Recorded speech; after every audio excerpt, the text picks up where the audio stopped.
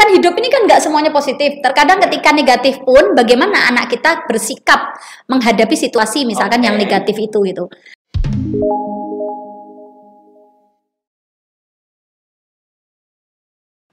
Assalamualaikum warahmatullahi wabarakatuh. Waalaikumsalam. Jumpa lagi dengan kami di Move Up TV bersama saya Zakia Joban dan Jumala Multazam. Topik kita kali ini adalah mengenai perlunya anak dibangun keterampilan sosialnya. Sahabat muda, seberapa pentingkah keterampilan sosial dibangun untuk anak-anak sejak dini? Kalau menurut saya pribadi, hal ini sangat penting. Mengapa? Karena keterampilan sosial, kemahiran dalam keterampilan sosial ini merupakan sebuah bekal yang sangat penting untuk masa depan anak-anak. Karena keterampilan sosial ini diperlukan dalam berinteraksi dengan orang lain, baik keluarga atau lingkungan yang lebih besar, masyarakat maksudnya. Nah, bagaimana upaya kita sebagai orang tua untuk bisa membangun kecakapan anak dalam keterampilan sosialnya? Kita tanya dulu Pak Jumala nih, sebelum saya mengeluarkan tips ya. Pak Jumala ada tips enggak Pak? Atau mengapa sih Pak keterampilan sosial itu penting gitu dibangun untuk anak-anak? Iya, oke. Keterampilan sosial sangat-sangat penting dibangun ketika anak-anak masih kecil. Ada dua alasan. Ada dua diksi ada dua terminologi yang akan saya sampaikan. Yang pertama adalah pentingnya keterampilan sosial, yang kedua pentingnya dibangun ketika anak-anak.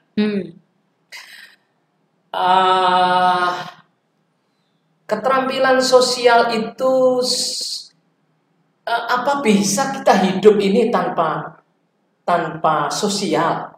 Tanpa orang lain. Tanpa orang lain, mana mungkin kita hidup sendirian? Ya, tidak mungkin. Manusia ini diciptakan oleh Allah untuk mengenal satu sama lain. Memang dari sononya Allah itu menciptakan manusia itu dengan kebutuhan sosial. Tidak bisa tidak. Bahkan mati pun kita butuh orang lain ya. Bahkan mati pun butuh orang lain. Lahir juga butuh. Iya, proses meninggal itu butuh orang lain. Ya, kita sudah di akhirat masih butuh orang lain. Coba. Kita masih butuh doa kan? Iya, betul. Nah, oleh karena itu, maka kebutuhan bersosial ini niscaya. Termasuk juga membangun keberhasilan. Kalau kita berbicara soal sukses, ya sama. Mana mungkin kita sukses sendirian? Pasti ada yang dukung. Entah itu atasan, entah bawahan, entah orang peer. Orang peer itu artinya yang selevel. Apakah itu customer ataukah itu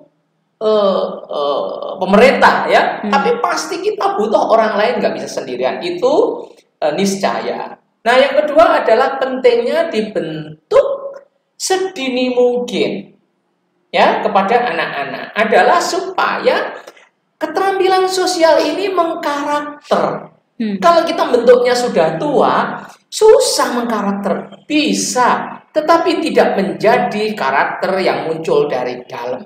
Tetapi menggunakan usaha-usaha untuk ini, maka saya harus begini supaya saya mendapat dukungan, maka saya harus melakukan ini dan itu. Tetapi kalau itu sudah menjadi karakter, ini akan menjadi kekuatan yang luar biasa, potensi yang luar biasa untuk hidupnya di masa yang akan datang. Oleh karena itu, maka keterampilan sosial perlu diajarkan, dilatih dan dibudayakan sejak dini. Jadi keterampilan sosial itu kebalikannya egois gitu ya Pak ya? Iya. Kalau hidup sendiri, anak egois. Misal orang dewasa nih ya, kita melihat orang dewasa yang dia keterampilan sosialnya kurang, dia cenderung menjadi pribadi yang egois kan?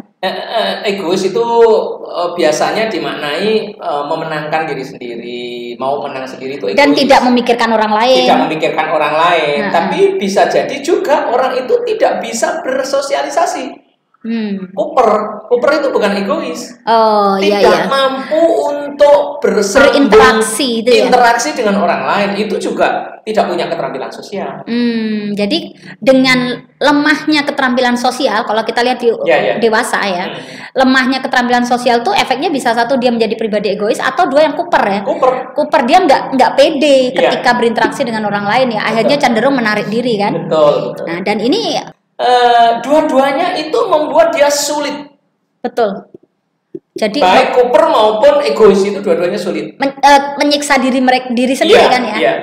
Jadi memang sahabat muda, kita bayangin kalau anak-anak kita nanti ketika kita sudah nggak ada, kita sudah ada tidak ada lagi di samping mereka, mereka tumbuh dewasa dan mereka menjadi pribadi yang tadi, pribadi yang egois atau pribadi yang kuper, menarik diri. Nah, ini kan kasihan ya. Jadi memang betul-betul kita sebagai orang tua perlu mempersiapkan kurikulum di dalam pendidikan keluarga kita, yaitu salah satunya adalah dengan melatih keterampilan sosial untuk anak-anak sejak dini. Dan insya Allah ini menjadi bekal hidup mereka ya Pak ya, bekal kesuksesan yang insya Allah menunjang mereka dalam interaksi sosial. Ini Pak Jumala. Tipsnya sekarang. Tipsnya. Kalau saya tuh tipsnya tuh ini nggak tahu nih tips apa bukan ya? Ya oke. Saya tuh ada 2 poin. Yang ini ya sahabat muda ya, nggak tahu nih tips apa bukan. Nah, yang pertama itu mengenai kemampuan bersikap, melatih kita memberikan simulasi atau menstimulus melatih anak-anak kemampuan bersikap dalam beberapa situasi. Contoh, bersikap ketika bertemu dengan orang baru. Bagaimana sikap kita? Bersikap ketika anak kita disakiti orang lain, baik kadang disakiti dengan tidak sengaja atau disakiti dengan sengaja. Bagaimana dia harus bersikap? Nah, ini tips apa bukan ya? Tips ya. Jadi memang kita sebagai orang tua kita stimulus anak-anak untuk bisa kemampuan bersikap dalam beberapa situasi. Bersikap itu bersikap yang bagaimana? Bersikap yang positif, bersikap ya, yang konstruktif, bersikap yang bagaimana? Dua-duanya. Jadi kan hidup ini kan nggak semuanya positif. Terkadang ketika negatif pun, bagaimana anak kita bersikap menghadapi situasi misalkan yang negatif itu gitu. Dan itu kan perlu stimulus. Perlu kita ajarkan. Perlu kita latih, kita ajarkan ke anak-anak. Dan yang kedua, kemampuan anak berkomunikasi. Kita latih anak-anak mampu berkomunikasi, baik berkomunikasi secara lisan maupun secara tulisan. Itu Pak Jumala, 2 poin. Pak Jumala ada tambahan? 2 poin tadi, yang pertama adalah kemampuan bersikap ya. Bersikap ini mungkin saya tak runcingkan lagi ya. Bersikap yang bisa menguntungkan, yang bisa membuat bersikap yang bisa membuat baik bagi dirinya dan orang lain. Ya toh? Iya, betul. Kemampuan dia untuk bersikap agar baik buat dirinya dan baik juga buat orang banyak. Kalau tips saya gini. Yang pertama, bagaimana kita mengajari anak-anak untuk mudah bersosialisasi adalah positive thinking. Dengan kita itu berpikir positif terhadap orang lain, husnudzon terhadap orang lain, maka kita belum terjadi apa-apa itu sudah senyum dulu. Nah, ini meningkatkan kecerdasan sosialisasi. Tapi kalau belum apa-apa kita sudah takut dulu, sudah jelek dulu, berpikir jelek dulu ya. Mesti harap ngutang maneh lah, itu saya nggak enak sudah. Ya, belum apa-apa dia pasti nanti tidak mau, belum apa-apa pasti dia nanti pasti marah. Belum apa, nanti kalau saya ditolak bagaimana? Jadi belum terjadi itu sudah seudon dulu. Nah, ini harus dilatih, tidak hanya sekedar wacana atau pikiran belaka, tetapi latihan husnudon, latihan positive thinking.